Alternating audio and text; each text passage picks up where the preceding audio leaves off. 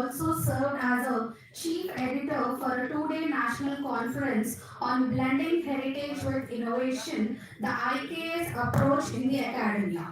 Madam was also nominated as a BOS member for the Chakali Ailama Mahila University, Koti, Hyderabad. Madam also attended refreshing courses and many more conferences, seminars, workshops and training programs. Let us now invite Mrs. Sridevi ma'am to share her knowledge about Ayurveda.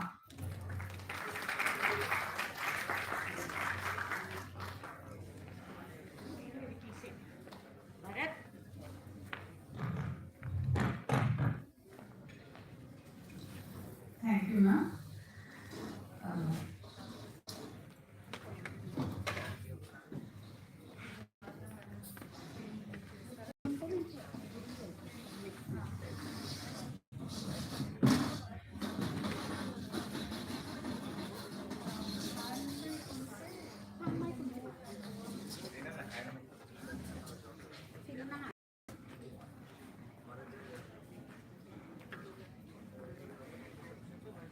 Respected Principal, Vice Principal, Sunila Madam, and all the lecturers, Namaste, Namasabhai, Namasabha Saraswati.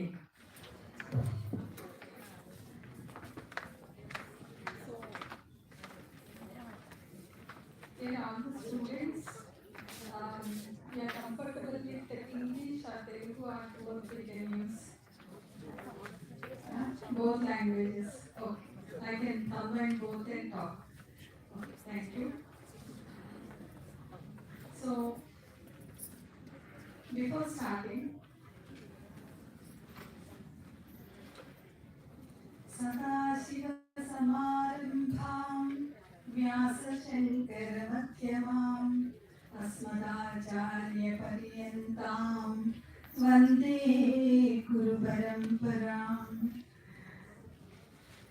IKS, when we are talking about IKS, we should remember our gurus, ancient gurus. Ancient gurus means our Maharshis.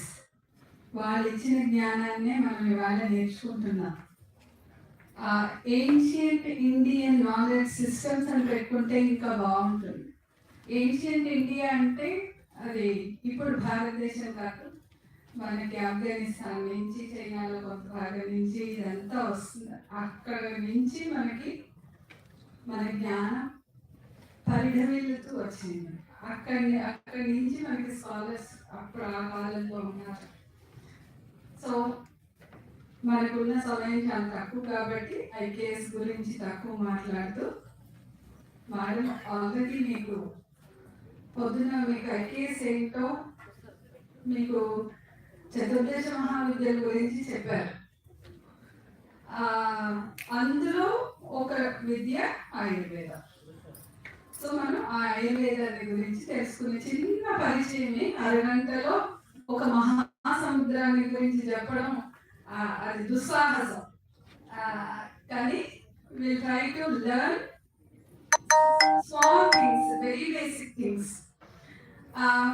And also I request all the students to become familiar with indigenous words. IKS అంటే మళ్ళీ English ట్రాన్స్లేషన్లో మాట్లాడేసుకుంటున్నాం. అలా మీరు మళ్ళీ research చేయాలి, ఎప్పుడైనా research చేయాలి అన్నప్పుడు మీరు ఒరిజినల్ టెక్స్ట్ చూసినప్పుడు మళ్ళీ సంస్కృత పదాలు కనపడతాయి. అప్పుడు ఇదేంటి అని మనకు ఒక డౌట్ వస్తుంది. అందుకని మీరు నిజంగా ఇండియన్ నాలెడ్జ్ సిస్టమ్స్ మీద when you want to work on it, please know the indigenous words. Okay? So, Ayurveda.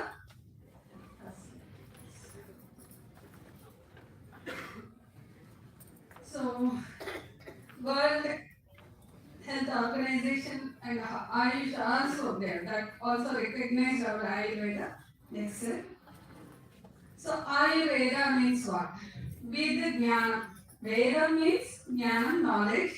Ayurveda means life, knowledge of life. Okay, next. So before talking about Ayurveda, we should know about some texts, important texts. So if you see, we can divide the Ayurveda books into two types. Many are there actually. Many are there. These are very important ones. Brihatrai, Lagutrai. Brihatrai means very large, vast information we can get. Basic information to till the end, what they can do. That much knowledge they shared with us in this Brihatrai. So Charaka Samhita, Sushruta Samhita, Ashtanga Hridayam. Charaka Samhita written by Acharya Charaka, author of Ayurveda, and Sushruta Samhita, next slide, sir. Written by Acharya Sushruta, he is father of surgery. Okay, and next Ashtanga Hridaya, Bhattacharya. So these texts are very important texts in Ayurveda. Brihatrai we call them. And next, Lagutrai. Lagutrai, previous. Madhava Nidana, Bhava Prakasha Samhita, Charanadhara Samhita. వాళ్ళ పేరుతోనే ఆ గ్రంథాలు ఉన్నాయి. So మనం కొంచెం వెళ్ళాలి కాబట్టి stopping here. Next slide. So if we talk about motto of Ayurveda, it takes really, if we enter into the subject, it takes 10 days. Okay, so swasthasya swasthya rakshanam, aturasya vikara prashamanam. Swasthya means what? స్వాస్థ్యం అంటే ఏంటి? పిల్లలు మీరు వింటున్నారు అంటే నాకు answer ఇవ్వాలి. స్వాస్థ్యం అంటే హెల్త్. సో స్వాస్థ్యం నేను, how many of you are healthy? I am healthy. Perfectly all right. Okay, very good. So వీళ్ళు చాలా మంది ఎత్తలేదు చేస్తున్నారు. సో డౌట్ ఎక్కడ ఉంది? ఇప్పుడు మనం చూస్తే తెలుస్తుంది. సో స్వస్థస్య స్వాస్థ్య రక్షణం అంటే మనకి first maintaining the health of healthy body. That is the first. Prevention is better than cure అనేది ఇందులోంచే వచ్చింది. Maintaining the health of healthy body. Next one ఆతురస్య వికార ప్రశమనం. హెల్తీగా ఉండంటే వింటామా మనం? అస్సలు వినం. నీళ్ళు నచ్చుతాయా? అస్సలు నచ్చవు. అందుకని ఏంటి, నెక్స్ట్ స్లైడ్ లోనే వాళ్ళు చెప్పారు, వినని వాళ్ళకి రోగాలు వస్తాయి. సో ఆతురహ means the one who is suffering from some problem. Okay, so వికార ప్రశమనం. Whatever this is they got because of not listening to the first sentence. So వాళ్ళకి ఏం చేయాలి? వికార ప్రశమనం రోగానికి మందు కావాలి. సో దానికి టెక్నిక్స్ చెప్పడం second sentences explaining thus. Okay, next one. ఇది మోటో ఆఫ్ ఆయుర్వేద. ఆయుర్వేద మన మహర్షులు ఏం చెప్పారు? ముందు ఆరోగ్యంగానే ఉండండి, ఉండడానికి ఏం చేయాలో చేయండి, మెయింటైన్ చేయండి బాడీని అని. సో నెక్స్ట్ మనం ఎలాగో విన్నాం కాబట్టి నెక్స్ట్ విజ్ఞానాన్ని కూడా ఇచ్చేసారు. ఏంటది? Concept of Ayurveda. ఇది మొదలు పెట్టామంటే ఒక నెల రోజుల్లో మనకి ఇంకా ఒక 1 year సబ్జెక్ట్ ఇది. సమదోష సమాగ్నిష్ట సమధాతు మనక్రియ ప్రసన్న ఆత్మ ఇంద్రియ మనః స్వస్థః ఇది అభిధీయతే. స్వస్థః ఇది అభిధీయతే. లాస్ట్, వీళ్ళు healthy. These people are healthy. Who are healthy? Whose body is having సమదోషః. సమదోష, dosha means actually what is dosha? Element, ఏదో ఒక ప్రాబ్లం నెగిటివ్ గా తీసుకుంటాం మనం దోషము అనేది. మరి దోషము సమ means balanced. It should be in balanced condition in the body. మరి దోషం ఎలాగ, ఎలిమెంట్ ఎలాగ బ్యాలెన్స్డ్ గా ఉండాలంటే మీకు ఇంగ్లీష్ లో చెప్పాలంటే 3 హ్యూమర్స్ ఉన్నాయి మనకి. So what are those 3 humours? అవే దోషాలు అంటాం. ఏంటి? వాత, పిత్త, కఫం. మన చిన్నప్పటి నుంచి మేబీ వినుండొచ్చు అందరూ. తెలుగు పిల్లలైనా అందరూ? చాలా వరకు. కానీ వాళ్ళు ఉన్నారా? ఓకే. ఇంట్లో ఎప్పుడైనా పెద్దవాళ్ళు నాకు వాతం చేసింది, ఏదో ఎవరినైనా తిట్టాలంటే వైద్యం ఎక్కువైంది. ఇలాంటి పదాలు చాలా కామన్ గా వాడేవాడు. ఇప్పుడు అందరికి ఇంగ్లీష్ ఎక్కువైపోయి ఈ పదాలు తగ్గాయి కానీ సో చిన్న నెట్ వస్తే వాతం ఎక్కువైనట్టుంది. అంటే వాళ్ళకి ఆ నాలెడ్జ్ ఉంది, ఇలా చదువుకోలేకుండానే ఆ జ్ఞానం పరంపర. ఐకేఎస్ ఏం చెప్తుంది? జ్ఞాన పరంపర. గురువుల నుంచి ఒక ఫ్యామిలీలోకి వచ్చి, తల్లిదండ్రుల నుంచి పిల్లలకి వచ్చి, అలా పరంపరగా మనకు వచ్చిన జ్ఞానం. అది మనం మిస్ అవుతున్నాం. అందుకని ఈ ఐకేఎస్ ని మళ్ళీ ఆ పరంపరని మనం బ్రేక్ చేసేసాం. So we have to enter in to that పరంపర అగైన్. అది purpose of IKS. Okay, so now samadoshaha means vata pitta kapha. These should be in balanced condition in the body. What is that? We'll see later. Next is sama agni. Agni means what? Fire, digestive fire. Okay, in body digestive fire will be there. So our enzymes and acids, those are there in our stomach. Okay, so sama agni. Those agni should be there, but in the balanced condition. If it increases, some diseases. Decreases, some diseases. ఎక్కువైతే ఏమవుతుంది? అగ్ని ఎక్కువైతే gas, okay, తర్వాత ulcers, cancers. అది తక్కువైతే indigestion. అలాగే దోషాలు ఎక్కువైనా తక్కువైనా దానివల్ల హెల్త్ ఇష్యూస్ ఉంటాయి. So సమదోష సమాగ్రిష్ట సమధాతు. Dhatu means how many dhatus are there in the body? Anybody? Okay. Dhatu means in your term, in your language, metal. Right? Here, Ayurveda language, I will tell you. Rasa, Rakta, Mamsa, Asti, Mera, Shukra. Okay? Ante manaki rasam ante last one. Rakta, blood. Rakta, Mamsa, flesh. Okay? Asti, bone. Mazza, bone marrow. Okay? Mero, fat. Shukra is reproductive agents in the body. Okay? So, ఈ సప్తధాతులు balance గా ఉండాలి. రక్తం ఉండాల్సినంత ఉండాలి. ఎక్కువైనా కష్టమే, తక్కువైనా కష్టమే. అలాగే అన్ని ధాతువులు should be in the balanced condition. Then next, ఇవన్నీ physical entities. All these are physical entities. So when you come to the next slide,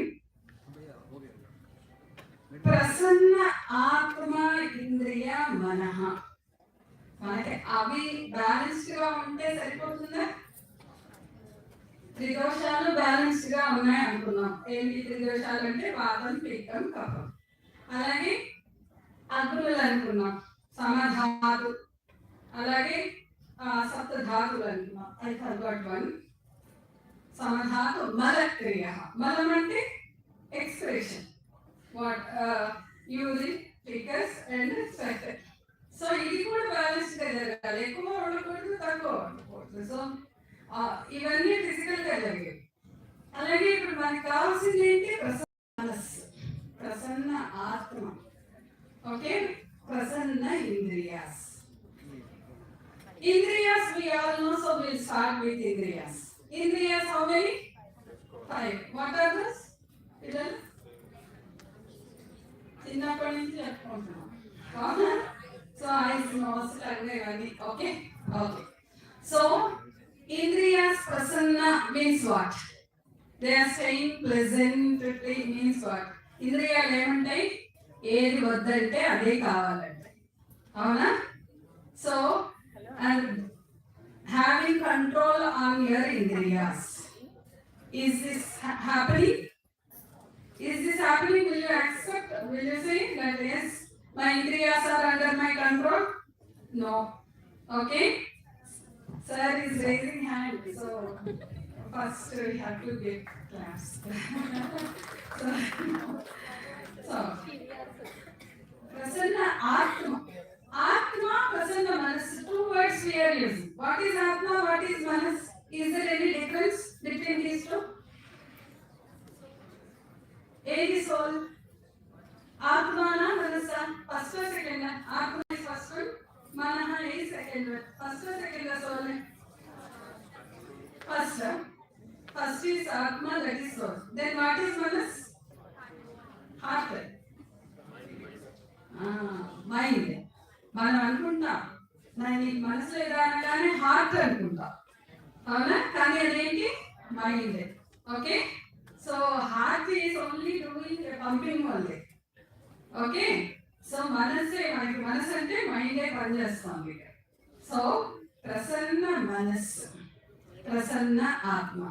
ఎప్పుడు ఇది సాధ్యం? when it is possible.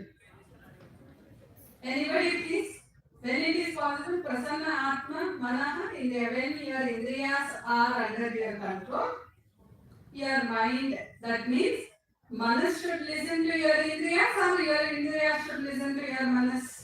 Mind vinala? Mind maata indriyalu vinala, indriyalu maata mind vinala? So mind maate indriyalu vinala. Mind ఏం చెప్తుంది? ఏ చేద్దా అదే చెప్తుంది, అవునా? ఇది వద్దు అనగానే కాదు, వెళ్ళి తీసుకో. కాఫీ పట్టకు, కొట్టు. ఓకే, అది తాగద్దు, అదే అడుగుతుంది. స్వీట్ తినద్దు, తినమంటుంది. ఫోన్ చూడద్దు, చూడమంటుంది. ఓకే, సో మైండ్ అంటే మైండ్ చెప్పట్లే, మైండ్ చూడద్దు. That sense you know, that is your soul is helping your mind. మన సోల్ని ఎక్కడో కనిపించదు, పోయాక ఎక్కడో ఆత్మలా ఉంటుంది అనుకుంటామేమో, కానీ వాట్ ఈస్ ఆత్మ here? It is hinting your mind. ఏంటది? Don't copy, don't look at the phone అని చెప్తుంది మనసు. ఎలా చెప్తుంది? మనకు వినపడుతుందా? దొంగతనంగా టీచర్ చూడకుండా, అమ్మ చూడకుండా ఎప్పుడైతే మనం పని చేస్తున్నామో పేరెంట్స్కి తెలియకుండా, అదేంటి? యువర్ ఆత్మ is telling this is wrong, అందుకే నువ్వు దొంగతనం చేస్తావు. You're hiding, right? సో ఆత్మకి తెలుసు నువ్వు తప్పు చేస్తున్నావని. ఆ తప్పు చేస్తున్నావురా అని చెప్తోంది కాబట్టి చూడకుండా చేద్దామనే ఆలోచన నీకు వచ్చింది. సో అది డిఫరెన్స్ మనకి ఆత్మకి మైండ్కి. అంటే మీ లెవెల్లో, ఇంకా మనం హై లెవెల్కి వెళ్తే అది ఎక్కడికో వెళ్ళిపోతుంది.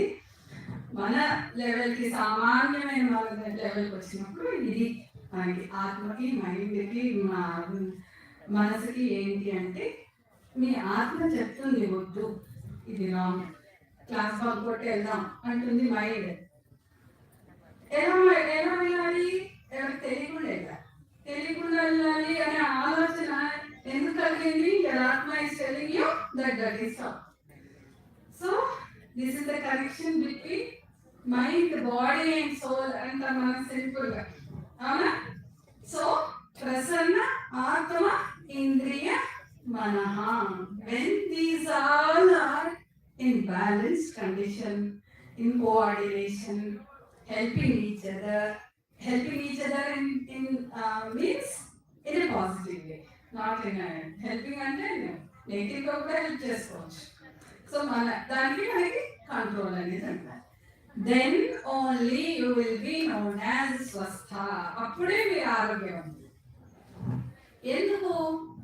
ఒక తప్పు చేస్తున్నా, ఎక్కడైనా నేను కాఫీ కొట్టినప్పటి నుంచి ఏంటి భయం ఉంటుంది కదా, ఏ కెమెరాలో క్యాప్చర్ అయిందో, ఎవరైనా చూసారో, మాకు పట్టేసిందో పోతుందో.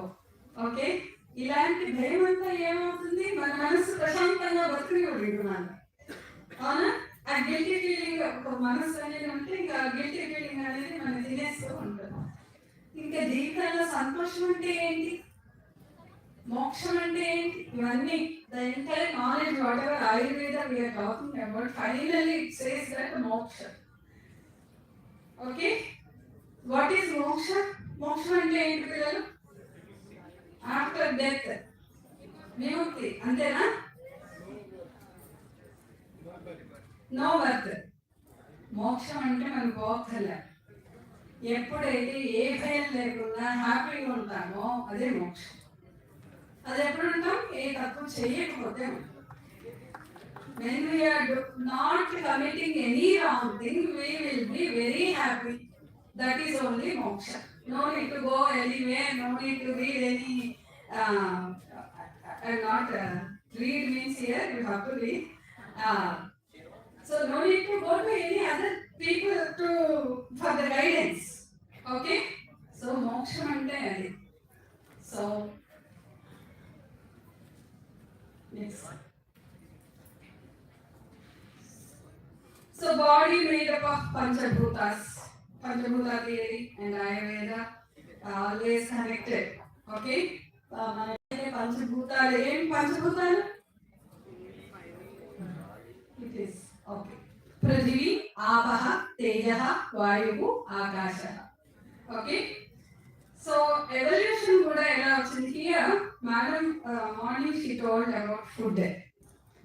న్యూట్రిషనల్ సైకోసోమాటిక్స్ ఇప్పుడు భాషలో చెప్పాలంటే మీకు అర్థం కావాలంటే so what you eat that you become so madam ఒక స్టోరీ చెప్పారు. సో నేను చిన్న ఇన్సిడెంట్ చెప్తాను.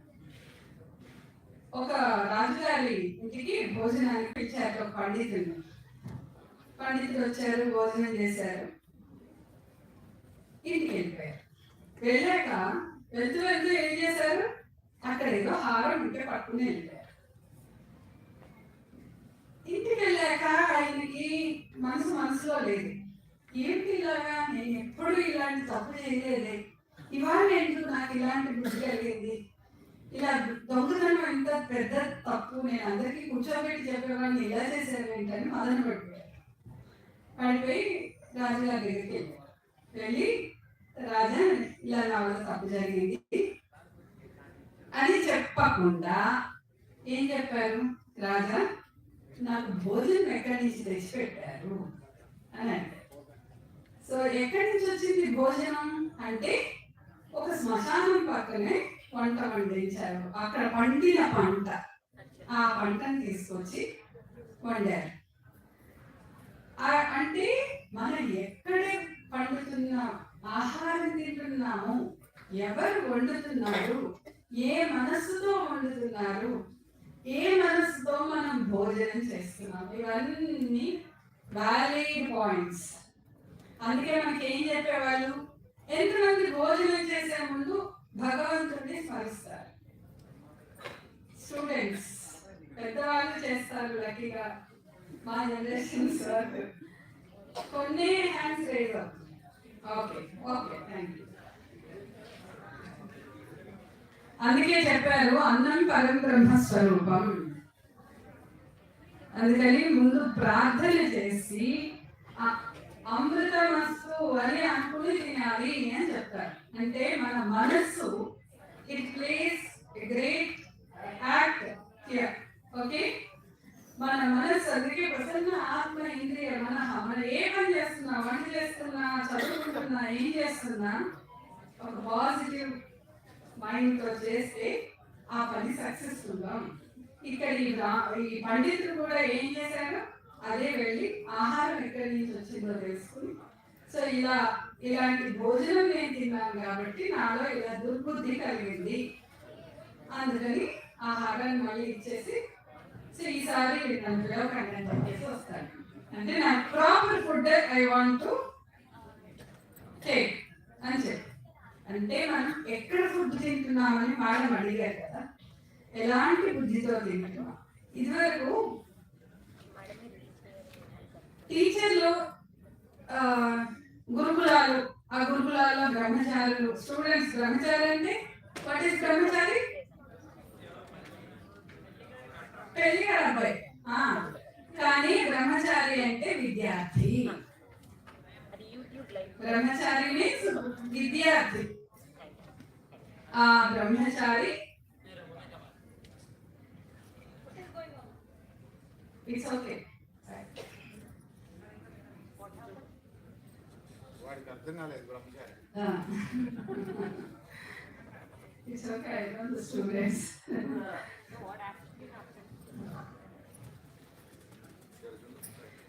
So no problem, sir. So brahmachari means what? Brahmachari means vidyarthi, maybe girl or boy.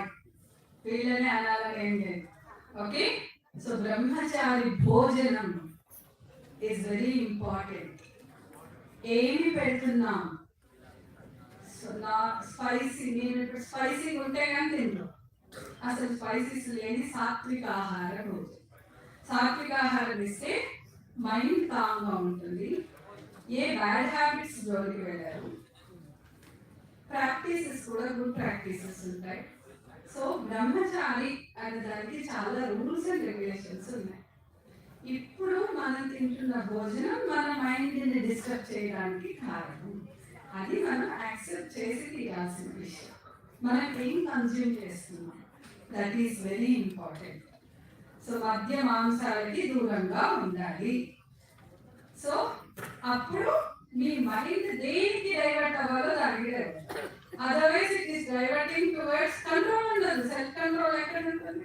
ఉండదు కదా. సో డ్రింకింగ్ హ్యాబిట్ ఇవన్నీ ఉంటే సెల్ఫ్ కంట్రోల్ ఉండదు. So what we are eating that we become. Okay, so పంచమహాభూతాస్ మన బాడీలో ఉంటాయి. Next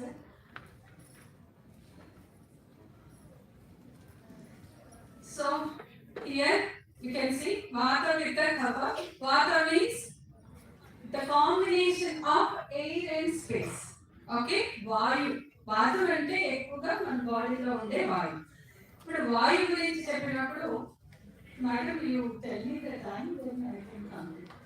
so the time is there.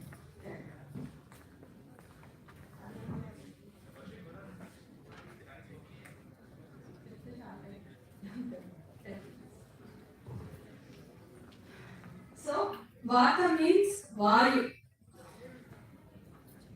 How many values are there in the body? గాలి ఉంది శరీరంలో. ఏ గాలి ఉంది? ఆక్సిజన్, కార్బన్ డైఆక్సైడ్ ఉంది. ఇంకా సైన్స్ చెప్పండి. నైట్రోజన్ ఉంది. ఓకే, సో మనకి ఇంతవరకే తెలుసు. But our Maharshi is told about pranas. Okay, ఇప్పుడు మీరు తెలుగు తక్కువ మాట్లాడుతున్నారు కాబట్టి I don't know. Previously we use to use ఇదంటే నాకు పంచ ప్రాణాలు, నా పిల్లాడంటే, నా పిల్ల అంటే పంచ ప్రాణాలు, ఇలాంటి పదాలు we use to listen very frequently in our life. ఎప్పుడైనా విన్నారా మీరు ఈ మాటలు? Okay, so what is పంచప్రాణాలు?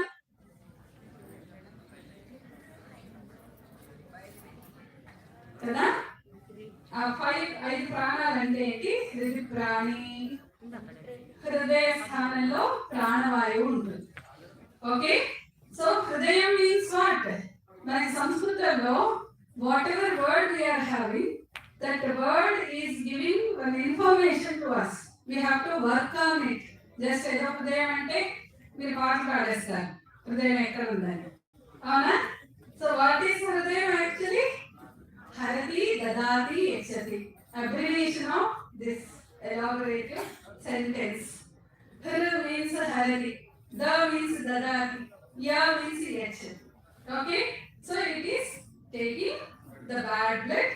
Okay, హరతి దదాతి and spreading again pumping. Okay, yachati spreads. Okay, hridayam, that is. Okay, ఇప్పుడు ఆ పాట పాడితే దీనికి సూతాలు. Okay, so you have to maintain the health of that particular hridayam. To work that hridayam, pranavayu is helping. Okay, ఏంటి మన పంచ ప్రాణాల్లో హృదయం ఏంటి హెల్ప్ చేస్తుంది మనకి? Sorry, pranavayu is helping us to work the heart. Okay, హృది ప్రాణే అందుకని హృదయ స్థానంలో ఉండే వాయువుని ఏమంటాం? ప్రాణవాయువు అంట. అండ్ బుధే అపానః. సో అపాన వాయువు is there, that is helping us to send the bad malamutra visarjana.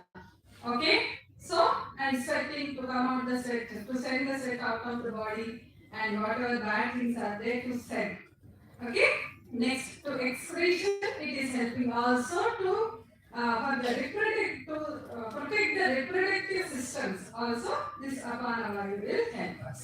Okay, samano nabi samstitah. Nabi means novel.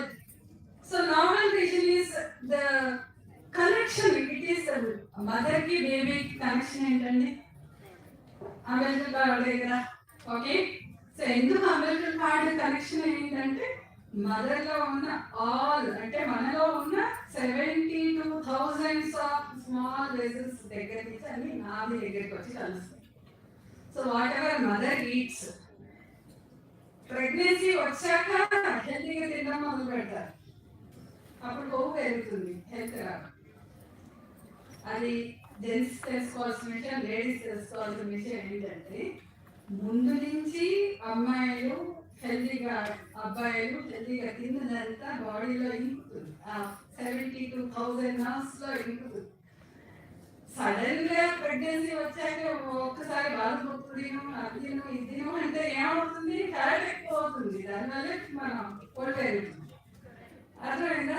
So అందుకని ఏం చేయాలి, ముందు నుంచి హెల్తీగా తినడం అలవాటు చేసుకోవాలి. మనకి ఏ బ్యాడ్ హ్యాబిట్ ని మనం తీసుకుంటున్నామో మన వల్ల మనకి దాని వల్ల వచ్చే రిపలికేషన్స్ మనకి తెలియకపోయినా, మన మీద ఎఫెక్ట్ చూపకపోయినా నెక్స్ట్ జనరేషన్ ఎందుకు మన బాడీ ఆ బ్యాడ్ హ్యాబిట్స్ అన్నిటిని నర్వ్స్ అబ్జర్వ్ చేసేసుకుంది. అవి అంబేద్కర్ కార్డు నుంచి బేబీకి ట్రాన్స్ఫర్ అవుతాయి.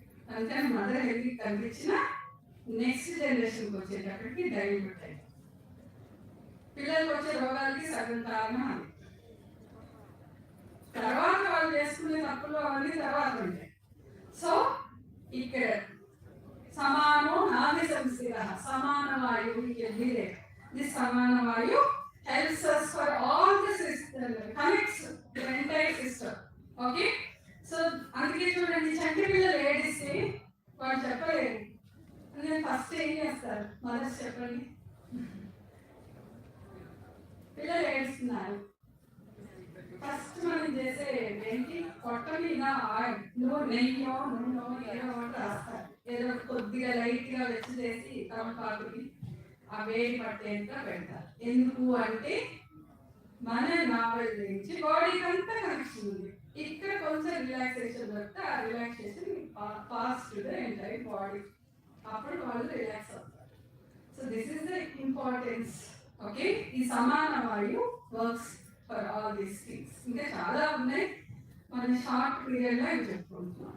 ఓకే, ఉదాహరణ కంఠరేషస్తు ఉదాహరణ వాయువు ఇస్తే ఉదాహరణ ఇక్కడ ఉంటుంది, ఉదాహరణ వాయువు. ఓకే, ఈ కంఠరేషన్ నేను ఇప్పుడు మాట్లాడాలని just I press what happens, I can't speak కదా, సౌండ్ రాదు. To swallow, to vomit, to speak, this ఉదాహరణ వాయువు ఈస్ హెల్పింగ్ us. ఓకే, ఉదాహరణ కంఠరేషస్తు వ్యాన సర్వ శరీర. వ్యాన వాయువు is there, it rotates all over the body, మన శరీరం అంతా తిరుగుతుంది ఇది. So it connects the entire system. Okay, ఇవి మెయిన్ పంచ ప్రాణాస్ అంటే ఇవి అన్నమాట. ఇవి ఎంత ముఖ్యం మనిషి ప్రాణానికి, ఉంటేనే మనిషి, లేకపోతే అయిపోయింది. అందుకే ఏదైనా చూస్తే నాకు పంచ ప్రాణాలు అంటే ఆ ప్రాణం ఎంత ఇంపార్టెంట్, ఇది కూడా అంతే ఇంపార్టెంట్. ఇవి కాకుండా 5 ఉపవాయువులు సార్ ధనంజయ, కూర్మ, కృతల, ఇంకా వేసుకోండి.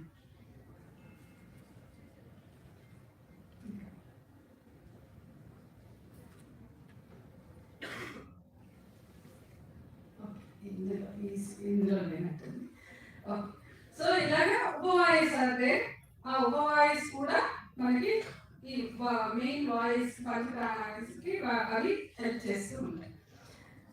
అందుకే చూడండి, మనకి ఎవరైనా పాస్ రెడీ అని డిక్లేర్ చేయడానికి డాక్టర్స్ ఊరికే హార్ట్ ఒకటి చెక్ చేయరు, ఇక్కడ చూస్తారు, ఇక్కడ చూస్తారు, అంటే ప్రాణవాయువు ఇక్కడ చూస్తారు, ఇలా అన్ని ప్రెస్ చేసి చూస్తారు. ఎక్కడైనా ఏ ప్రాణవాయువు అయినా పనిచేస్తే మళ్ళీ వాళ్ళని వెనక్కి తీసుకురావచ్చు.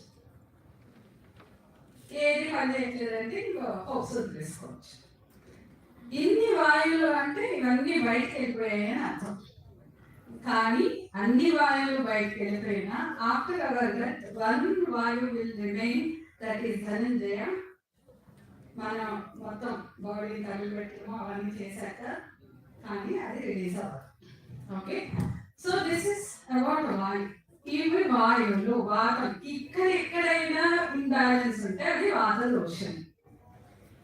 వాత దోష causes for so many diseases. ఎక్కువైతే కొన్ని రకాలు, తక్కువైతే కొన్ని రకాలు. ఓకే, సో దిస్ ఇస్ వాత. అలాగే చూడండి, ఇప్పుడు ఒక టీచర్ రాగానే క్లాస్లో నిలబడాలి ఒక రూల్, పెద్దవాళ్ళు రాగానే లేచి నిలబడాలి రూల్. ఏంటండి, మర్యాద ఇవ్వాల్సిందేనా? ఇవ్వాలి. కానీ దాని వెనకాల కూడా ఒక సైంటిఫిక్ రీజన్ ఉంది. చాలాసేపు కూర్చున్నాం అనుకోండి, all boys SIT down along with us. అందుకే విల్ బికమ్ స్లీపీ. అవి కూర్చుంటాయి కదా మనతో పాటు రిలాక్స్గా. సో మూవ్ అవుతేనే మనం యాక్టివ్గా ఉంటాం. So when that oil is not rotating and moving in the body, so will become sleep. That's why పెద్దవాళ్ళు రాగానే. So why we need to stand. If you stand, the oil will become active and you listen to them very attentively. You can concentrate.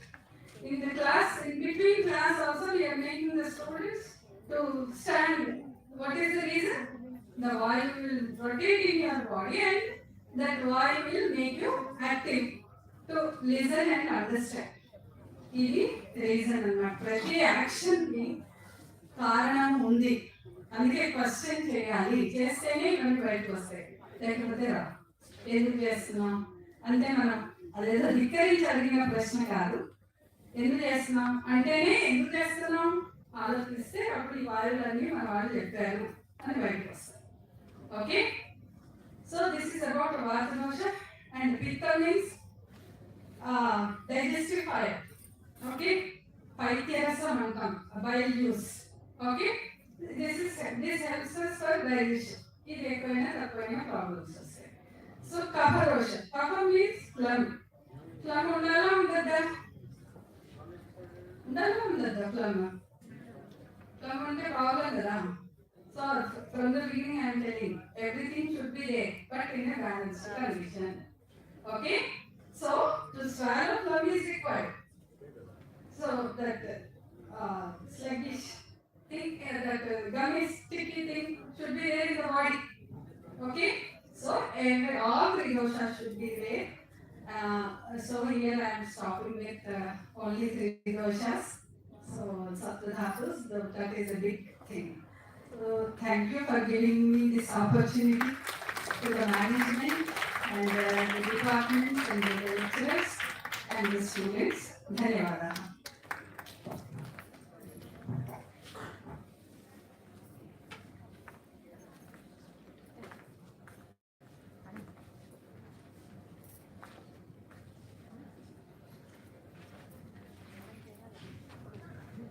Thank you, ma'am, for sharing your knowledge with us and making us the motto and concept of Ayurveda. Thank you so much, ma'am. Now it's time to felicitate our guest speaker, Mrs. K. Sridevi, ma'am, for gracing the occasion with her presence and knowledge. I would like to request our Vice Principal, Dr. D. Venkaya Garu, to do the honor.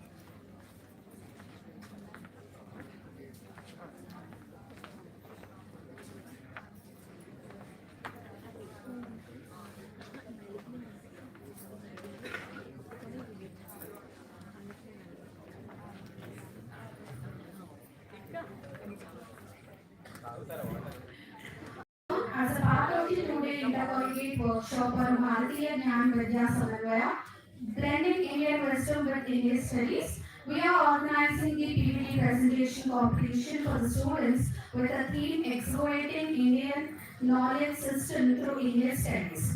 We are so happy to see a huge participation by our students and also the students from various colleges.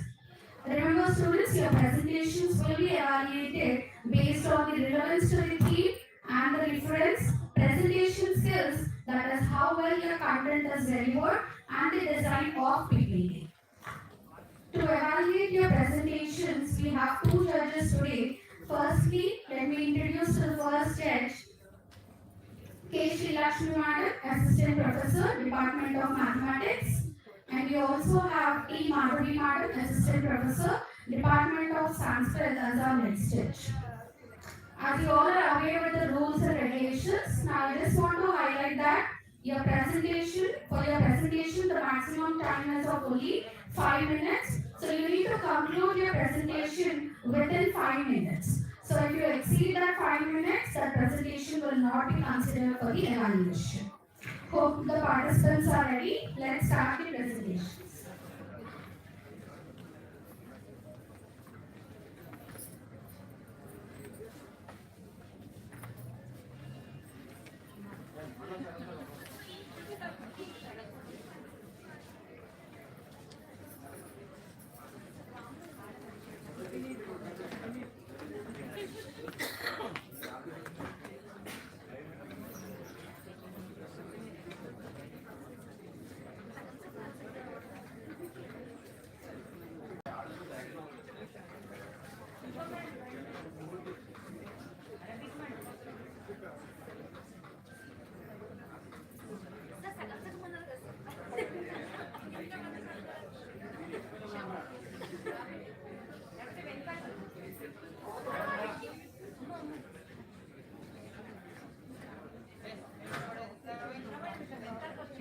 చిన్నపిల్లలు పైకి ఎక్కండి, చిన్నపిల్లలు ఎవరైనా పైకి ఎక్కండి.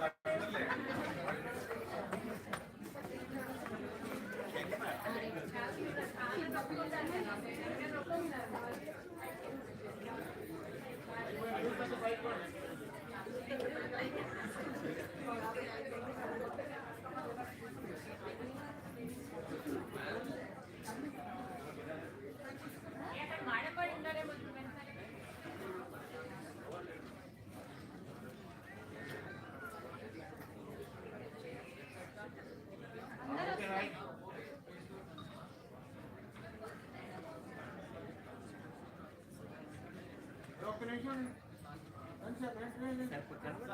నేను చూడలేదు sir.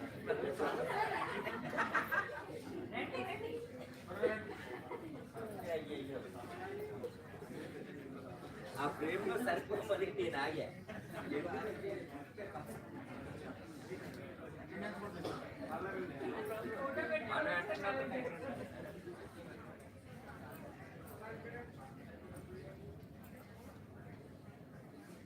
Okay చెప్పండి రా.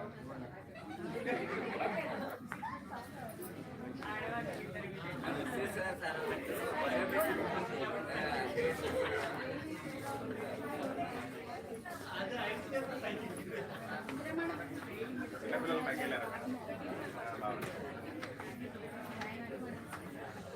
మీరు రెడీ ఉండండి.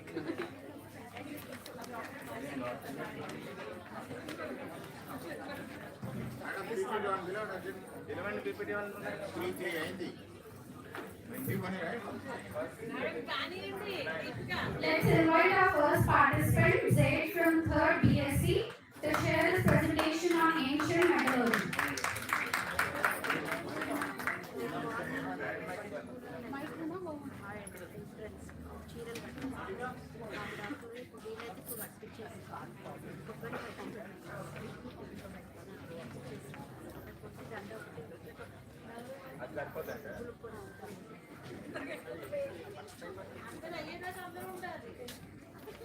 Good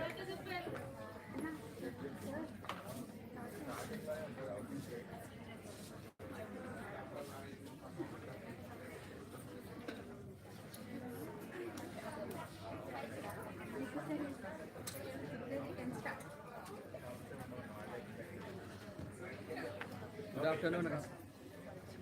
Good afternoon. green light आना चाहिए. Good afternoon, respected teachers and my dear friends. I am Mohammad Azharuddin. Today I am presenting on ancient Indian metallurgy, engineering marvels that influence modern material science. Metallurgy is the science of extracting metals from ores and converting them into useful materials. It includes processes like smelting, casting, and alloying. This field played a major role in the development of human civilization. India has a history of metallurgy of over 4,000 years. From copper and gold in the Indus Valley civilization to iron in the Vedic period and major advancements during the Gupta period, India showed continuous progress in metallurgy. Metals were widely used in temples, agriculture, weapons, coins, and religious statues. Right down there.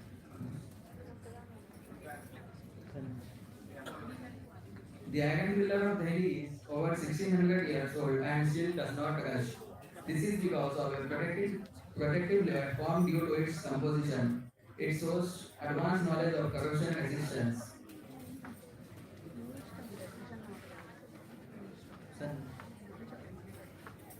Wood steel was a high quality steel produced in India. It was very strong and sharp and was exported to make Damascus swords. Modern study shows it has advanced internal structures.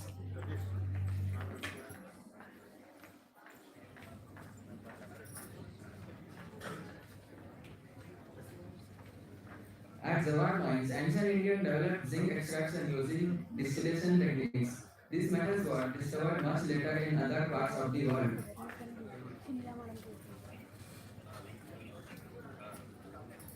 The lost wax techniques was used to create detailed bronze statues. The famous dancing girl statue is a great example of this advanced casting method. Panchaloha is a sacred alloy made of 5 metal. It has both scientific and spiritual importance and is used in temple as idols.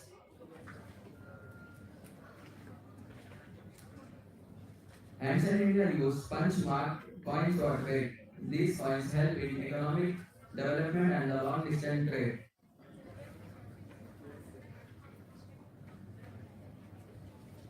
Modern impact. These ancient techniques still influence modern science, including steel production, alloy design, and precision casting. In conclusion, ancient Indian metallurgists were far ahead of their time. Their innovation continued to influence modern material science. Thank you. Well done, sir. Let us now invite our second participant, T. Shweta from 2nd BCom, to share her presentation on ancient temples of India.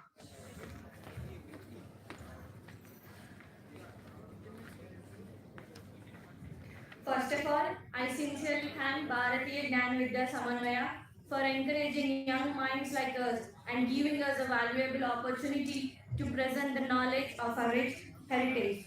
Like whenever we hear the word temple, we usually think of it as just a place of worship. But I would like to tell you that temple is not just a place of worship. It is a place crafted with science, engineering, devotion, and mysteries. Good afternoon to the honorable judges, respected dignitaries, esteemed teachers, and my dear friends. I am Shweta from BCom second year. Today, I am going to take you on a journey through the ancient temples of India, where architecture meets science and devotion. Let's begin with a brief introduction. India is not just a country, it is a living museum of culture, science, and spirituality. Temples are not just the places of worship, they are the centers of energy, knowledge, and engineering brilliance. Many temples were built thousands of years ago, but today still they stand so strong, even though they were built without machines. Now let us look at the key features of temples.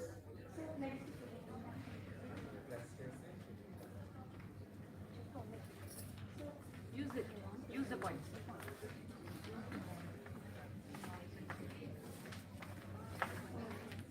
Whenever we visit the temple, there are key features like entrance. The entrance represents transition from the outer world entering into the spiritual world. And the Gopuram, this is the taller gateway. Like we can look it from far away. And the bell, it produces the sound, which is not just a sound, it creates vibrations which give us positive energy and calms our brain. And Garbhagriha, we usually call it as Garbhagudi. This is the place where the ideal is placed at the center of the Garbhagudi. Like, what if I told you there are temples?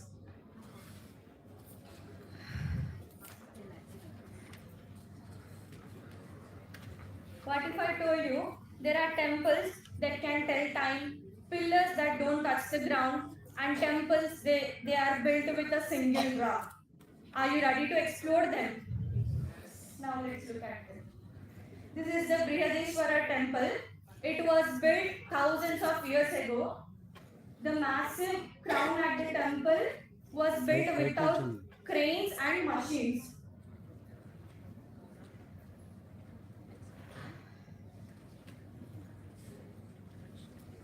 And let's move to the another temple.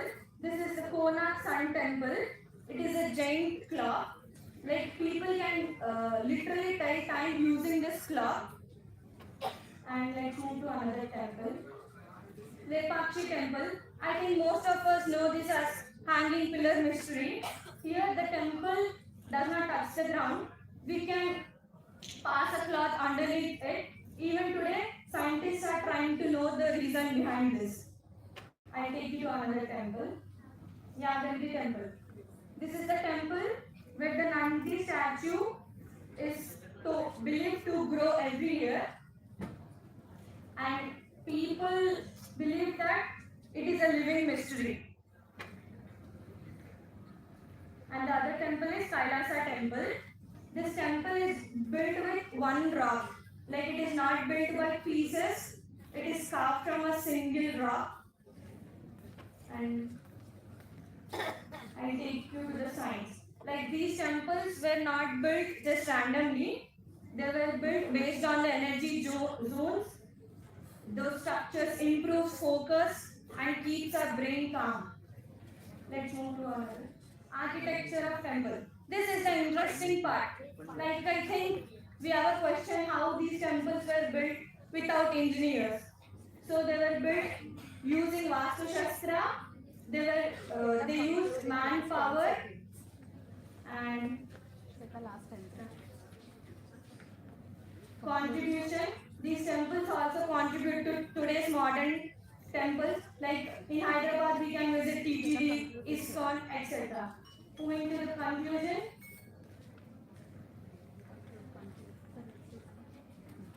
These temples are not just the places to worship.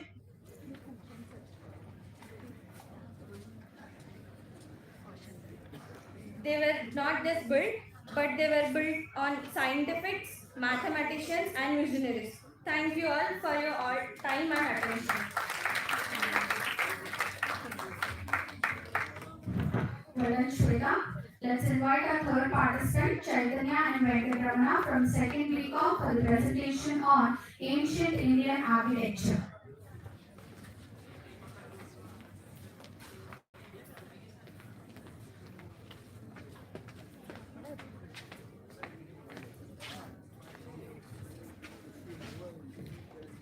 Good afternoon, everyone. I'm Venkatramana.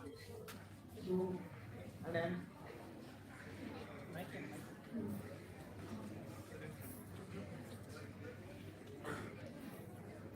I am Chaitanya from B.Com second year. Before we begin, let me ask you something. When you see ancient temples, what comes in your mind? Is it just about devotion, culture, or tradition? Or there is much more deeper than that about those large carved stones, structures like that? Because today we are not just presenting history, we are decoding it. Exactly. What looks like art on the outside is actually a combination of engineering, physics, and precise mathematics. These are not random structures. They are built using scientific understanding. Most of us assume that ancient people have lack of technology, but if it's true, how they were able to build those massive stones and structures, and they lived there, they survived weather, time, and everything.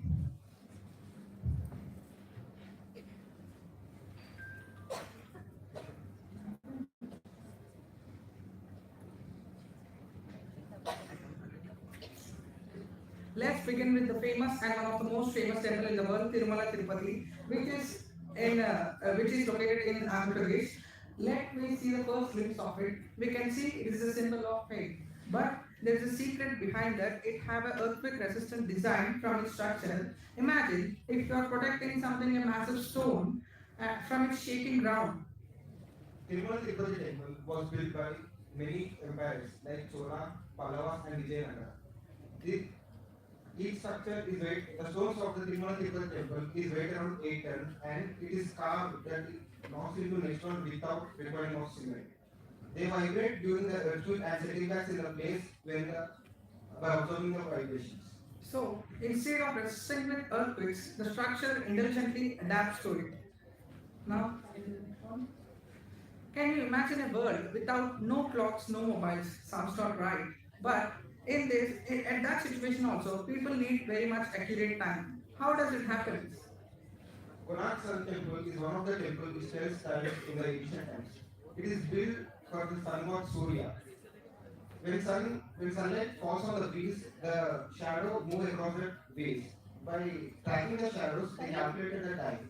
So, this is not just architecture, it is the combination of astronomy and geometry which is in a carved stone which we call as sundial.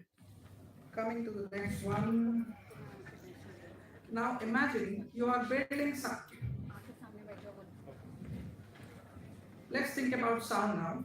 When we visit some places, there will be so much of noise, or while in others remain silence. Jagannath Puri is one of the temple from the whole temple is a mystery. From top of the flag to the bottom of the Simhadwara. The flag always moves in the opposite direction of the air, and the Simhadwara is known for its silence. When you enter the temple, the ocean wave sound is captured out due to its unique structure. It reflects the ocean wave sound and interferes with the ocean waves and nullifies the sound. So the silence is not magic, it is the purest form of echoistic of science. Coming to the next one.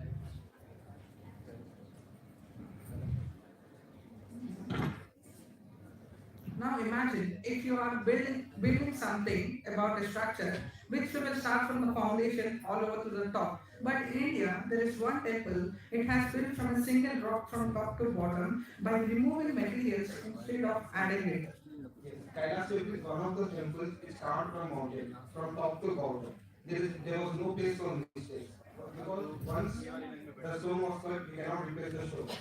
So every step had to be planned before execution. Make it one of the most precise engineering achievements. Next temple. Now let's shift from design to human capability, where in ancient times there were no cranes, no heavy equipment and technology, but our ancestors were able to lift a massive stone which its weighs about over 80 tons and placing it in a specific direction and place. How does it work? Virudeshwar temple is one of those temples. It is built by great Raja Chola I. The temple is a 260-feet long temple with 80 ton stone on its top. People believe that a 6-kilometer ramp was built to lift the stone on the top by increasing the distance and reducing the force. And now let's move on to the strength from something fascinating sound, where in this temple the pillars weren't just stand, they sing actually. Yes. Vittal Hampi temple is one of the temples known for its Saptaswara musical pillars. Each pillar is carved with specific thickness and density. When you tap, they provide vibration frequencies which produce musical notes. So after all these understandings, we can justify these temples are not just temples. These are the centers of science and innovation. When our ancestors were not just builders, they were visionaries and engineers, and their visions still stand strong today. Thank you. Well done, boys. Let's invite our next participant, K. Akhil from 2nd BSc, to share his presentation on the evolution of Indian space technology.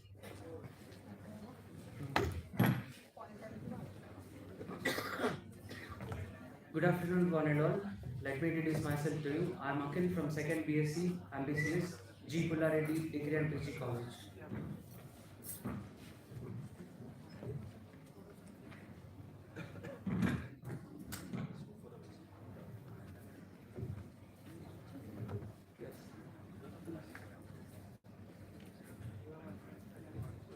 When we think of Indian knowledge, we often look only to the distant past. When we think of space, we look to high-tech futures. Today, I want to exhibit the skies. I want to show you that the remarkable journey of the Indian Space Research Organization ISRO. Moving on to the first slide. Please.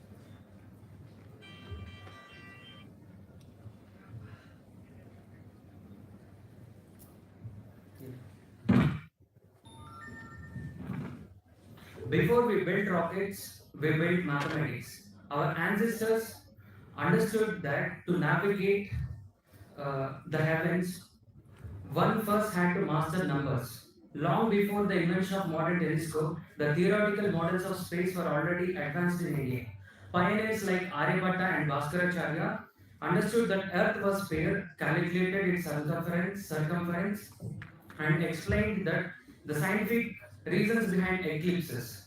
Texts like Surya Siddhanta are foundational. They were written hundreds of years ago. They have provided sophisticated mathematical models for the orbital periods of planets and even described a powerful force called Gurutvakarshana, gravity, centuries before Isaac Newton formalized it. Our ancient knowledge was the theoretical seed of modern technology. Moving on to the next slide, we have no Jantar Mantar. Yes. We have Jantar Mantar. That picture we are seeing on the screen, it is a sundial. It is known as Samrat Yantra. The interesting fact about this Samrat Yantra is that it uses a stone and shadow just to know the local time at the particular place. Not only it shows the local time, but we can also calculate the planetary motions just by using a stone and a shadow, which which brings the accuracy than the previous European models. Next we have third third third no sir before Hydrogen no sir previous yeah this. The rocket revolution. The early days rocket propulsion systems were there in India in the 18th century. Maharaja Swajay Jai Singh too built that monument, and also uh, Hyder Ali and Tip Sultan, they were introduced rockets in order to because earlier it was there as bamboo or a paper. They are filled with gunpowder in order to attack Britishers. Later, they are upgraded with the iron casings, which was inspired, in which Britishers was inspired by the technology and introduced their rocket systems. And third one. Next slide. Next. Yes. That one. Yes. And the birth of ISRO. Dr. Vikram Sarabhai, he stated that India did not need to compete with superpowers, but we absolutely needed space technology to improve our people's lives. His focus was paramagnetic, weather forecasting for farmers, communication for rural education, and monitoring natural resources. In the 1960s, at our first launch station in Tumba, Kerala, the icon of our determination was the bicycle. At the time, the rocket parts were transported on the bicycles. But it is not a symbol of resourcefulness, but it's a symbol of commitment. We didn't need grand infrastructure to start, we need grand ideas. 30 seconds. And last thing I would, last 30 seconds.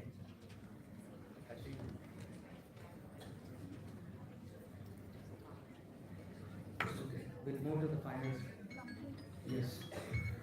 And I would like to conclude from my presentation that the Indian knowledge system not merely about reciting ancient texts or celebrating past glories. It is a philosophy of innovation.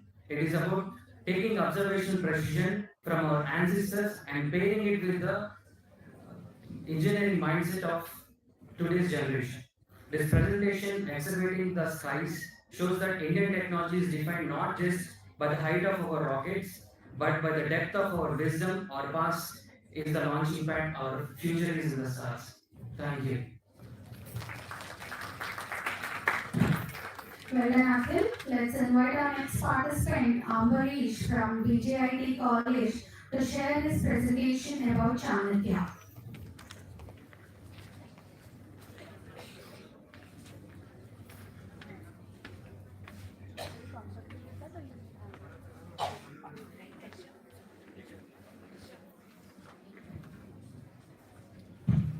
Good afternoon, everyone. I am Amrish from Indian Jyoti Institute of Arts and Science. Today, I am here about Chanakya, the CFO. We are actually looking at Chanakya and Arthashastra as a corporate CFO or corporate company, and looking in a lens of modern life. So, this Arthashastra was written by Chanakya, aka Vishnugupta, or famously known as Kautilya, in I think 2nd century CE, and basically its philosophy is that a state is stable and secured with a meticulous managing system. The first year we are going to talk about Satanga model, which basically tells that state or a company is like a physical body, a biological body, which needs 7 parts to run perfectly. The first is Swami, CEO, and as you can read, I don't want to mention it, but they have to work in a synchronized way to work continuously and run the state secure and stably. Kosha management. One thing about great sage Kautilya that he didn't like idle money, like money stored in kosha. He actually started the practice of circulating money in the market, acquiring the market, and creating a loop of resources, reinvesting in the market. He also used the decentralized collection method, like in MNC companies, they are branches company, sell the product, get the money, give it to headquarters. The same model here, hub and spokes model, where let me see, the word here is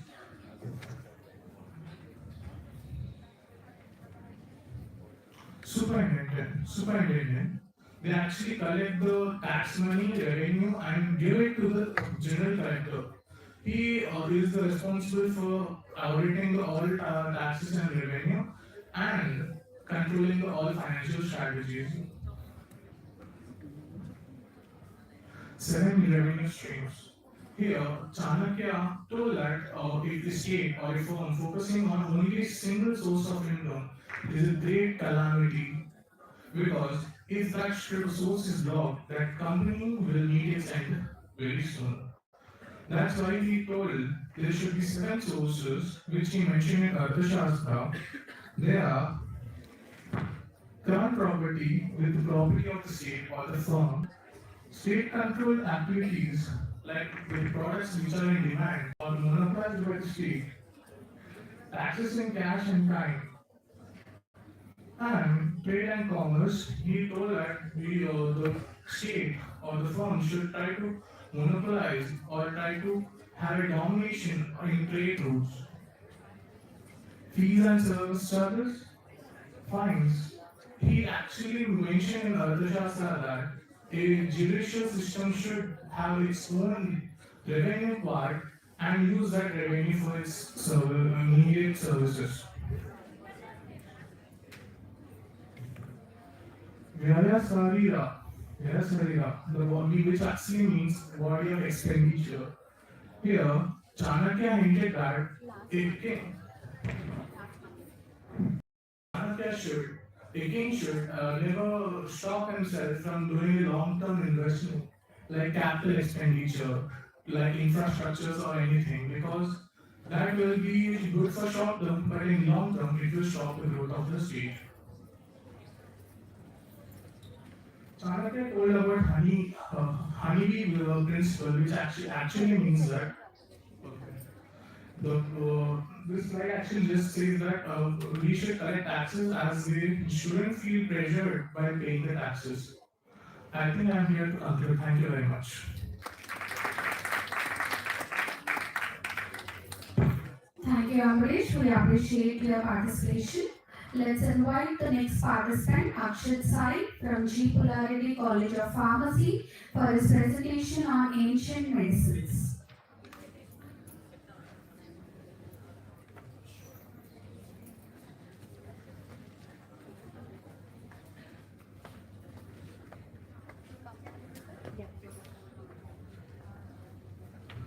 Good morning everyone, I am Akshit Sai from Gprdpgcofficial College of Pharmacy. Today I will be presenting on the topic Modern Insights into Traditional Remedies. So going on to the topic, basically in Ayurveda and normally in traditional medicine we have a lot of values. And the thing is they work, but we don't know what is the scientific proof like how they work. So in this presentation I will be taking you forward through 4 of such cases and I will show you why are they efficient, what do they make you work for. So, moving to the presentation.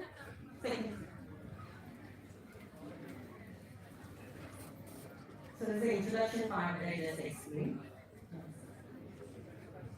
Firstly, we will be talking about Jiledu or Ardha in Sanskritam, which means the sun. And basically, when there is someone who is depressed, we tell them to do the Surya Upasana or read the Aditya Hridaya in order to get out of depression. So this was the base for our BPharm 4th year project. So this is our BPharm 4th year project, the first case. So here we use network pharmacology, a software, to find out whether really these leaves are efficient in treating depression. And the results came out that these leaves contain calotropin and rutin. These 2 phytoconstituents actually work on the brain and reduce depression in human body.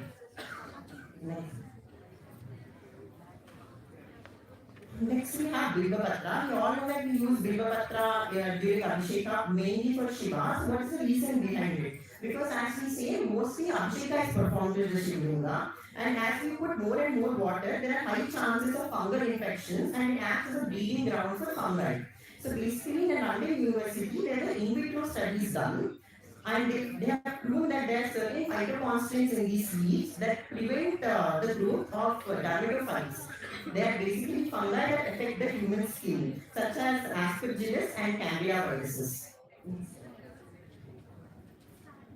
And thirdly, we have Darbha, that whenever there is a lunar eclipse or solar eclipse, they always put Darbha grass in what we eat. So, Shastra University from Tanjavur proved that normally the solar rays that we receive have UV in them and they act as natural disinfectants. But in case of such lunar eclipse or solar eclipse, these rays are not there. So, food has higher chances or higher tendency to get rotten. So here if you put dharma grass, these have antioxidants. So they can prevent the degradation of food in such conditions. So this has been proven by the Tanjavur University, known as the Shastra University. I have given all the links of these articles in the references part.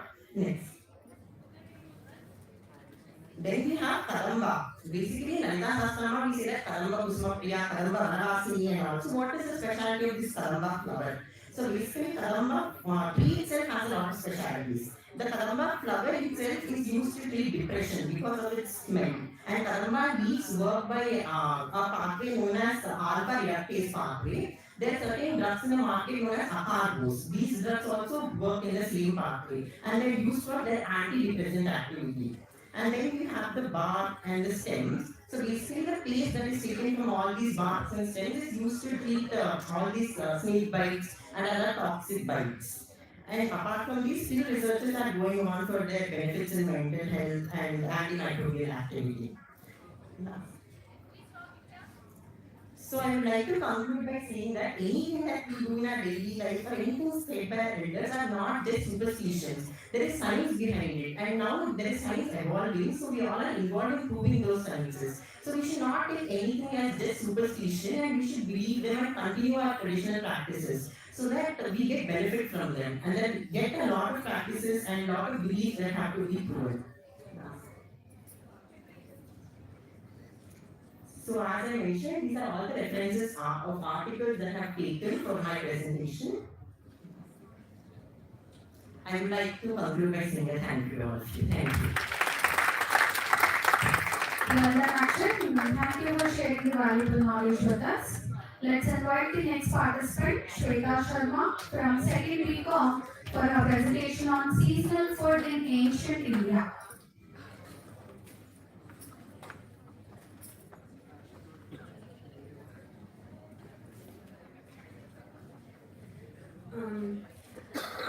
Good afternoon, everyone. My name is Shweta Sharma and I'm from 2nd year BCom. And firstly, I want to thank Bhartiya Vidya Jnana Samanvaya for giving me this opportunity to present this topic, seasonal food in ancient India. So, have you noticed when we hear the seasonal food, we usually think of simple things like summer drinks and winter soups. But in ancient India, it was something far more meaningful. It was not just about eating with the weather. It was about living in harmony with nature. This concept was known as Ritucharya, an ancient Ayurvedic principle where people adjusted their lifestyle and foods according to the season so that our body moves in sync with nature and not against it. And next, today we divide our season into four seasons, but in ancient India there were six: Vasant, Grishma, Varsha, Sharad, Hemant, and Shishir. Each season had its own role, personality, and its own way of living. In Ayurveda, body is governed by three doshas: Vata, Pitta, and Kapha. So, Vata controls movements, Pitta controls heat and digestion, and Kapha provides stability to our body. These doshas or energies constantly change with the seasons, and maintaining balance between them is the key for good health. Next. So the first season we have is Vasant. This was known as the season of renewal and blooming, and Kapha dosha increased in this season, which caused sluggishness and heaviness in our bodies. So people consumed light, bitter, and detoxifying foods to balance Kapha dosha and refresh the body. Next slide, sir. Next was Grishma, summer. The intense heat reduces strength and increases Pitta dosha. So, to cool the body, people consumed sweet, cooling, and liquid-rich foods like fruits and buttermilk to help balance Pitta dosha and relieve the body from excess heat. Next was Varsha, arrival of rains. So, world feels fresh. So, the digestion becomes weak and Vata dosha increases. So, people preferred consume warm, light, and slightly oily food with spices. So, it controls the Vata dosha and improves the digestion. And next, Sharad. This brought clarity after the rain, so the accumulated heat increases pitta dosha again. To balance this, people consumed cooling, bitter, and cleansing food to cleanse and reduce the excess heat. Next, Heman. This was the season where body regained strength and digestion again became strong. So Vata is balanced, but the body needs nourishment too. So people consumed rich, warm, and heavy food to build strength and maintain nourishment in the body. Next, the last season, that was late winter, Shishir. In this season, cold conditions is increased, and so kapha dosha increases again. So people consumed more warm and nourishing and slightly spicy food to maintain heat and prevent sluggishness and to keep our body strong against the cold. Next, so the beauty of ancient Indian food habits is that they were never complicated. They were simply in tune with nature and eating seasonal and natural food, following daily and seasonal routines, and living in harmony with nature. Because in a world full of fast food and fast lives, slowing down and returning to these roots is exactly what we need. Because sometimes the oldest wisdom carries the newest answers. Yes. Next, the differences. And last, I want to conclude by saying that maybe the answers that we will be looking in the future are slightly waiting for us in the past. Thank you. Well done, Shweta. Let's invite the next participant, B. Vaishnavi from St. Anne's Degree College for Women, to share her presentation on an analysis of trade and commerce through IKS.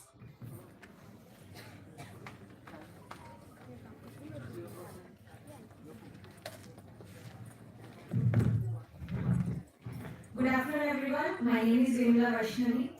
I am currently pursuing BBA final year in St. Anne's College for Women.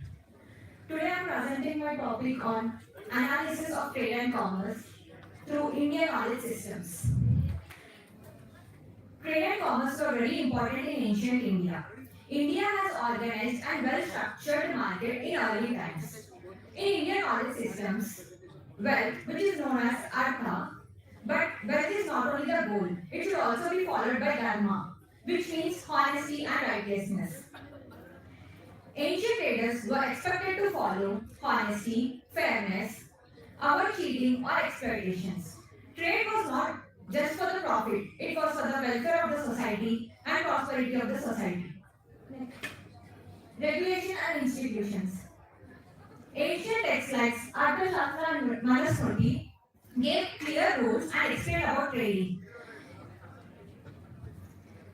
The government supervised markets, prices were fixed fairly, quality control was maintained. Wrong rates were punished. There were the group of people called merchant guilds. They are also known as Shrinis. Shrinis, along with the state, government, both work together to maintain a balance in the Indian economy. Internal and external trade. Ancient India had strong internal market where well-developed towns for goods were exchanged regularly. India had both sea routes and land routes. As we all know, currently we are facing crisis of petrol and gas due to the war. So this is a difficulty for import and export. India exported spices, cotton and silk, handicrafts and metal goods. India traded with China, Southeast Asia, Arabs and parts of Europe.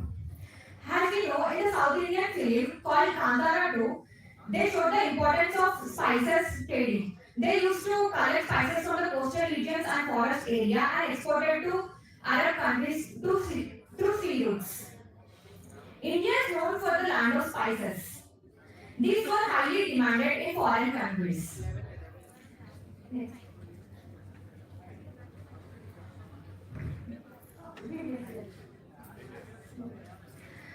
Comparison modern and ancient trade. In my study, I compared both modern and ancient trade. I observed that ancient trade followed only ethics, welfare, and followed by dharma, whereas modern trade follows on profit and competition.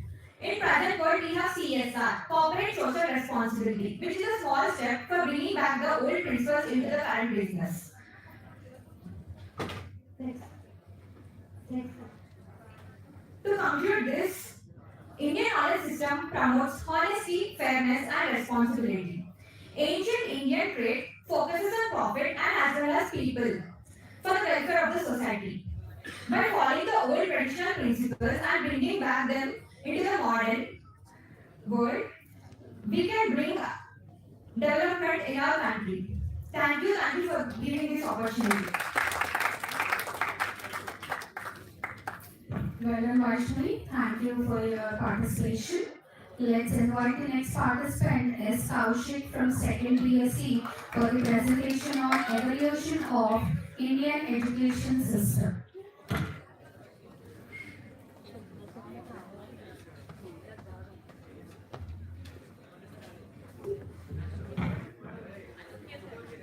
Good afternoon to everyone. I am S. Kaushik from 2nd BSc MPC here from Gprdpgcofficial College. Today my topic is evolution of Indian education system.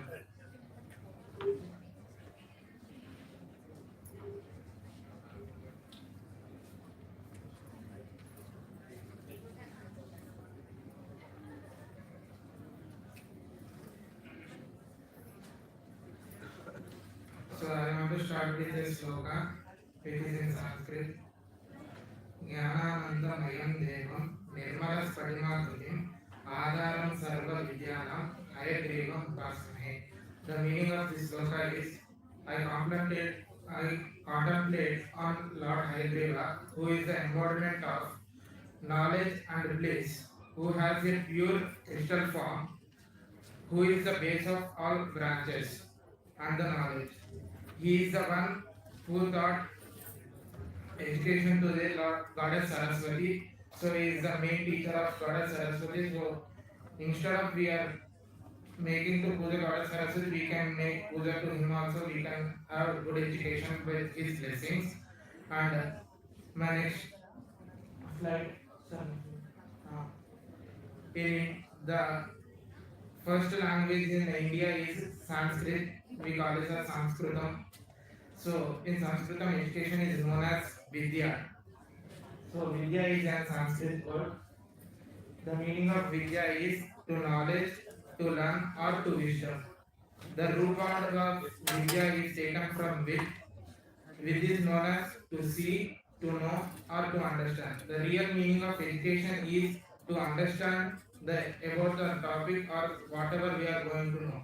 So understanding is the main key point of education. So we can see here there are three main points of the education. The first one is the definition of education, and the second one is education in ancient India and the structure and methodology. The definition of education is that the transfer of knowledge from one person to another with skills and practical knowledge.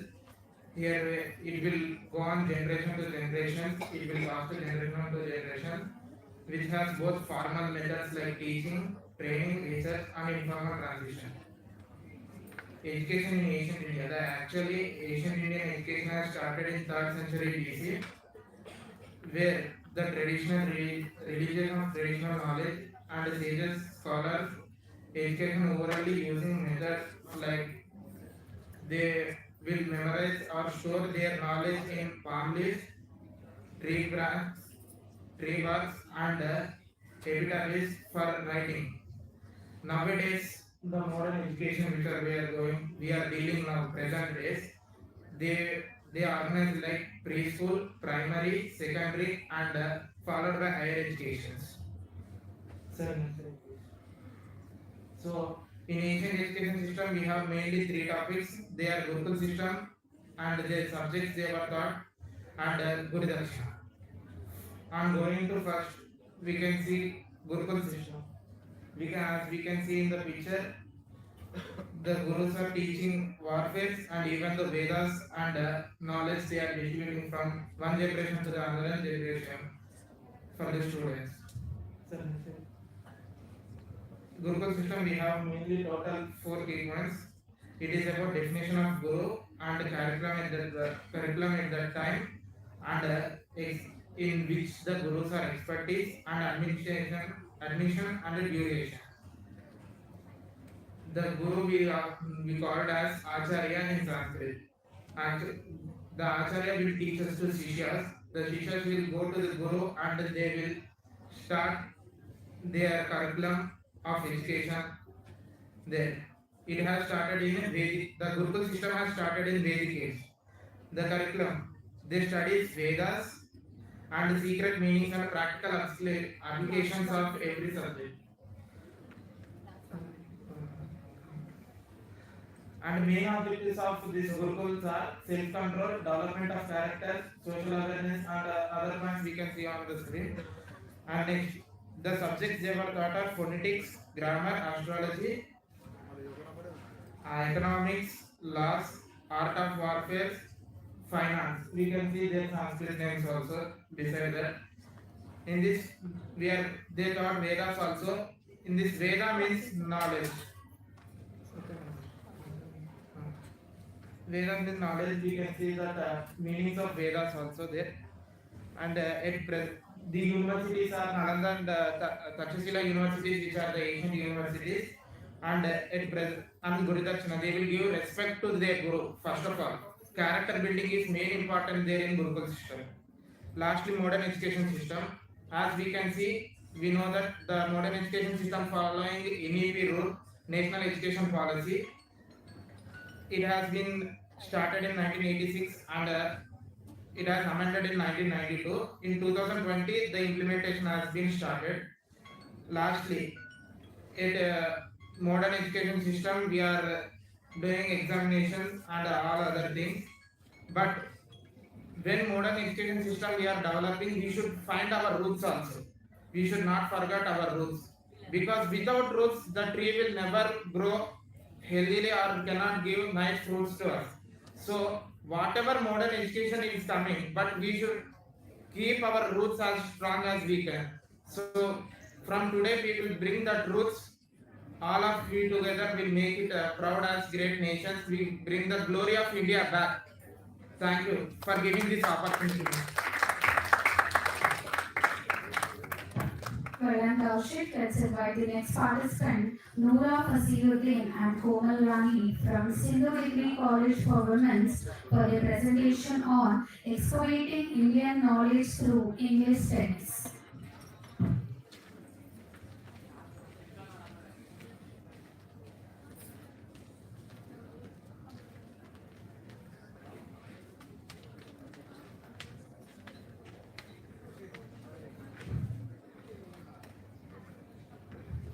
Language is the key that unlocks past and through it rediscover the wisdom of civilizations long gone.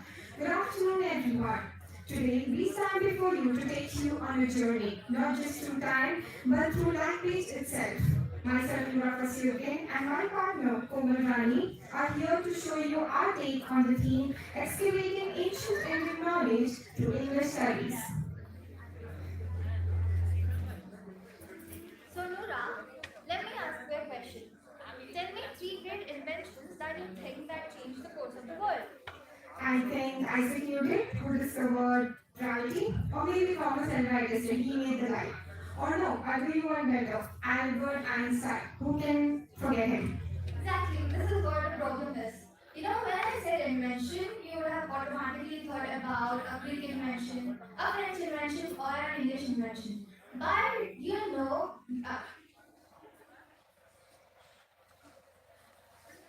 but do you know that India has a rich history of inventions and discoveries that actually changed the course of the world? Well, that is such an amazing piece of knowledge. But Komal, I have an even bigger question. How did language itself begin? Actually, it began with science. Where people from the ancient world firstly used science to help them to communicate. But science was limited. To describe certain danger. They needed something very easy and very stable to describe the emotions. And that's when sounds came into picture. People use sound to describe their emotions, their feelings, and sounds were not just random. They hold meanings, emotions, and energy. And even some scholars believe that the universe itself began with the sound. And then came Vedic Sanskrit. It was the earliest evidence of language in India. It was used around the 1500 BCE. Vedic Sanskrit is found in the four main Vedas: Rig Veda, Samaveda, Yajurveda, and Atharvaveda. This language was the main resource that was later evolved into classical Sanskrit and then to many more modern languages, including English. So we can tell that from older chants to English translation, Vedic Sanskrit is a bridge across time. And then Vedic Sanskrit was redefined and standardized into classical Sanskrit. It was around 500 BCE and onward, and because of this, many colleges in India use Sanskrit as their second language to help students understand the richness of the language. And moreover, a scholar called Panini also wrote a grammar book about all the rules of Sanskrit that helps in science, literature, and philosophy. And moreover, after this, the problem does not end here. People does not consider classical Sanskrit as their day-to-day language. They needed much simpler than classical Sanskrit. So they went on to a language called Prakrit. Then after Prakrit, it went to language called Apabhramsh. Then to modern languages like Hindi, Gujarati, Marathi, Bengali, Telugu, and many more. But Noor, I have a doubt. When it gets translated to English, that's actually a great question. It all started when British rule came to India. They brought their language English with them, and so English became a linked language that translated ancient Indian knowledge into English. With this, Indian knowledge became accessible worldwide, and we, as the citizens of India, just got to know so much more deeper about our culture, the lives before, the languages before, and so much more. So we really owe a thank you to English for that. Thank you, English. Wait. Let me tell you an interesting fact. Have you ever observed that letters in North Indian languages, for example Hindi, is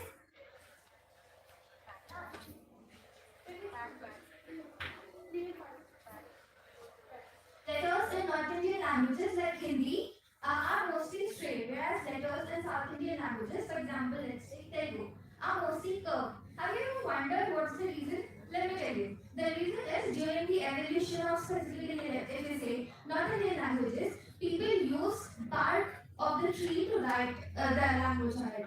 So it was easier. Bark was rough, so it was easier for them to write in straight line. Whereas while the evolution of South Indian regions, people used palm leaves, and palm leaves are thin and soft, so it was easier for them to write in curved lines because when written in straight lines, they would burst. So letters in South Indian languages, for example Telugu, are mostly curved. Oh my god, that is seriously a fact I never knew about. Like something so small had so much history into it. So summing up, we have evolved from science to sounds to Vedic Sanskrit to classical Sanskrit to Prakrit, modern languages, and finally English. Vedic Sanskrit focused on the rituals, classical Sanskrit helps to retain the knowledge better, Prakrit helped people to understand the knowledge, modern English helped in building a better communication, and lastly English for a global connection. Hence, from sacred chants to global connection, languages have had a major transition and just evolved over time. But the purpose of this evolution still remains the same. The purpose to preserve and share the deep and rich culture of our ancient history that maybe we wouldn't have an idea about if it was not for the language evolution. Thank you.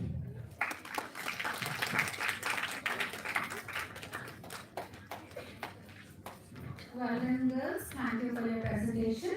Let's invite the next participant, V. Vaishnavi from 3rd BSc, for the presentation on ancient jewelry.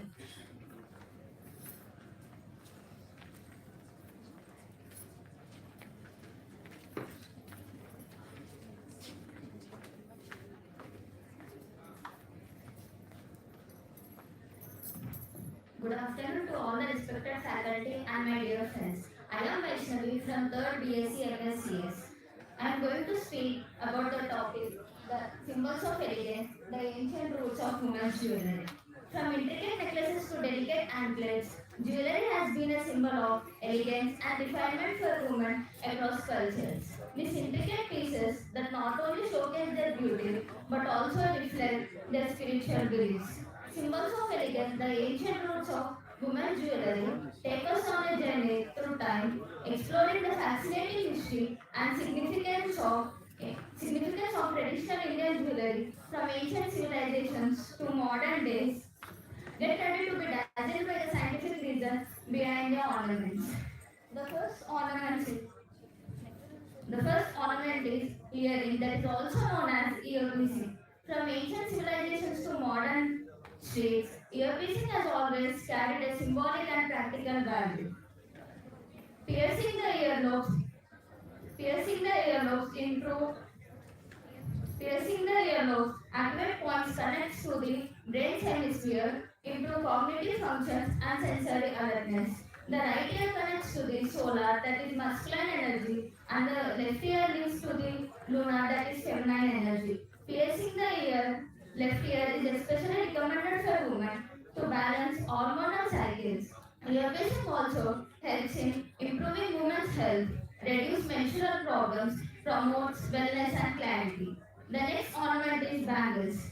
Wearing bangles, particularly on the wrist, believed to improve blood circulation. The circular no beginning and no ending shape is thought to help retain and recirculate body temperature. While the materials, gold, silver, and glass, are positively interact with the body's electromagnetic field. The key scientific reason behind wearing the bangles is it improves blood circulation, regulates energy. It also helps in relieving a pregnant woman's stress and calms her mind. The next ornament is necklace or chain. Necklaces are believed to regulate body temperature, improving blood circulation and heart rate. It also helps to control emotions and overall it acts as a stabilizer. And the next ornament is ring. The rings are worn for tradition and social status, but the scientific reason behind wearing a ring, especially on the fourth finger, is believed there is a connection between the heart and the brain. Rings can act as a commitment of personal goals or a way to increase self-confidence. Wearing a ring can also improve overall wealth. Next, ornament is Mangal Sutra. The Mangal Sutra is believed to have scientific benefits rooted in Ayurveda and energy medicine, especially acting as a conductor for positive energy. Mangal Sutra is comprised of gold and black beads. Gold attracts positive energy and black beads attracts negative energy and regulate blood pressure, acting as a spiritual bodyguard for the couple. The Mangalsutra is worn near the heart chakra, believed for regulating cardiovascular health, stability, and emotional balance. And the next ornament is toe rings. The toe rings are always worn on the second toe of both the feet. A specific nerve in this toe connects to the uterus and passes through the heart. The pressure from the toe from the ring is believed to regulate the menstrual cycles, boost reproductive health, and balances energy. It also helps in improving blood circulation, while the silver metal acts as an antimicrobial conductor. The next ornament is nose ring. Nose piercing, particularly in the left nostril, is traditionally linked in Ayurvedic medicine to improve reproductive health. It also helps in easier childbirth. Piercing also helps in promoting emotional balance and calming the minds. The next ornament is anklets. Anklets are primarily worn as a fashion or cultural tradition. Anklets are made of silver, which has a connection to Earth's surface. They help in blood circulation in the leg and reduce swelling and pain relief. The next ornament is Mang Tika. The Mang Tika rests on the center of the forehead, known in the science as Arjuna Chakra. It is traditionally believed to regulate body temperature, control emotions, and strengthen self-control. Conclude. I want to conclude that women's jewelry has been a timeless symbol of elegance and cultural heritage. From ancient civilizations to modern times, jewelry has adorned women, signifying status, beauty, and spirituality. The intricate designs, precious materials, and symbolic meaning behind each piece reflect the artistry and craftsmanship of various eras. As we appreciate the beauty of women's jewelry, we are reminded of the rich history and the cultural significance that shines through every piece, making it a true treasure. Thank you. Well done, Vaishnavi. Let's invite the next participant, B. Nikita from second BCom for the presentation on the spirit of India through festivals.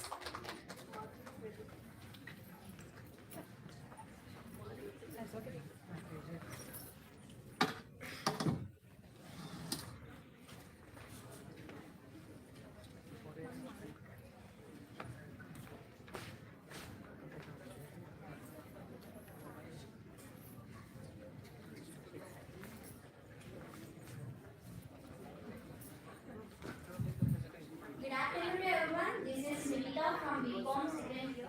I am here to present my PPT. My topic is the spirit of India through festivals. Why festival exist? To celebrate historical events, to honor gods and traditions, to mark seasonal and agricultural cycles, to unite people. So India, we all know that India is a land rich in traditions, cultures, and diversity.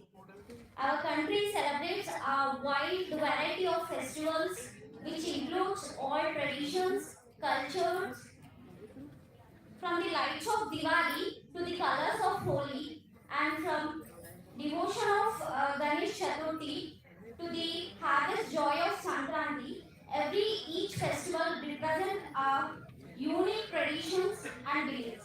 Festivals are not only for celebrations, but it express faith, history, and social harmony.